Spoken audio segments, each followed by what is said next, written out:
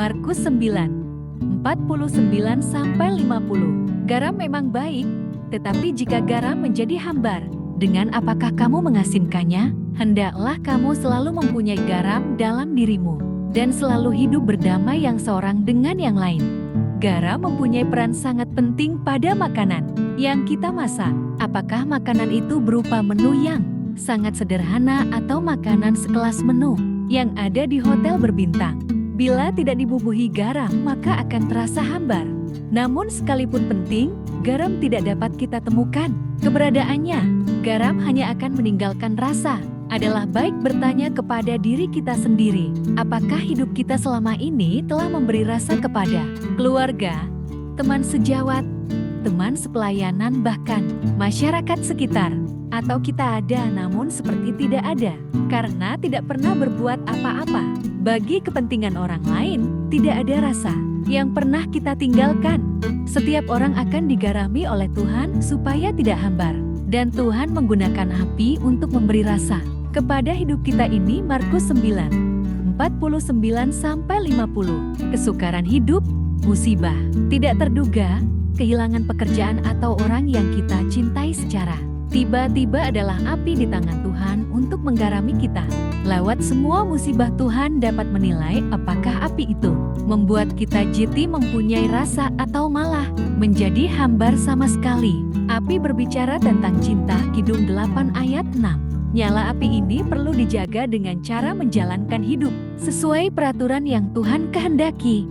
Tuhan tidak pernah meminta kita melakukan hal-hal yang aneh-aneh. Ia hanya meminta agar kita hidup dalam takut akan Tuhan menurut jalan yang ditentukannya, mengasihi Dia dan beribadah kepadanya dengan segenap hati dan jiwa kita, tetap berpegang kepada ketetapan-ketetapannya, apapun kondisi yang kita hadapi saat ini, supaya baik keadaan kita. Ulangan 10:12-13. Sebagaimana janji yang diucapkan oleh sepasang mempelai untuk tetap setia dalam keadaan suka maupun duka, dalam keadaan sehat ataupun sakit.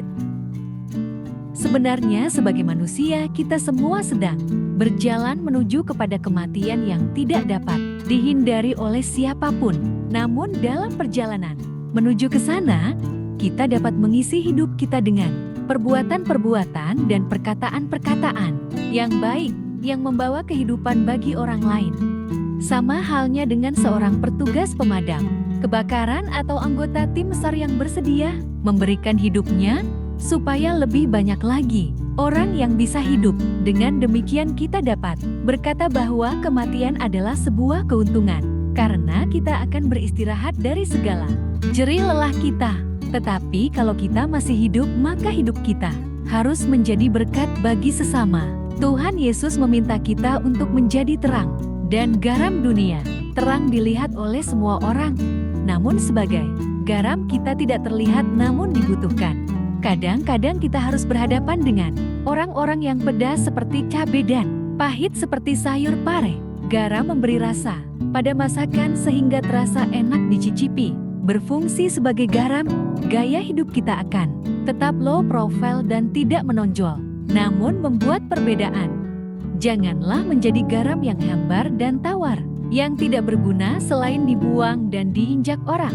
Matius 5 ayat 13. Marilah kita menjadi garam yang memberi rasa, sekalipun tidak terlihat. Kita membawa pengaruh yang baik, kita dibutuhkan dan dicari karena keberadaan kita mendatangkan berkat. Terima kasih.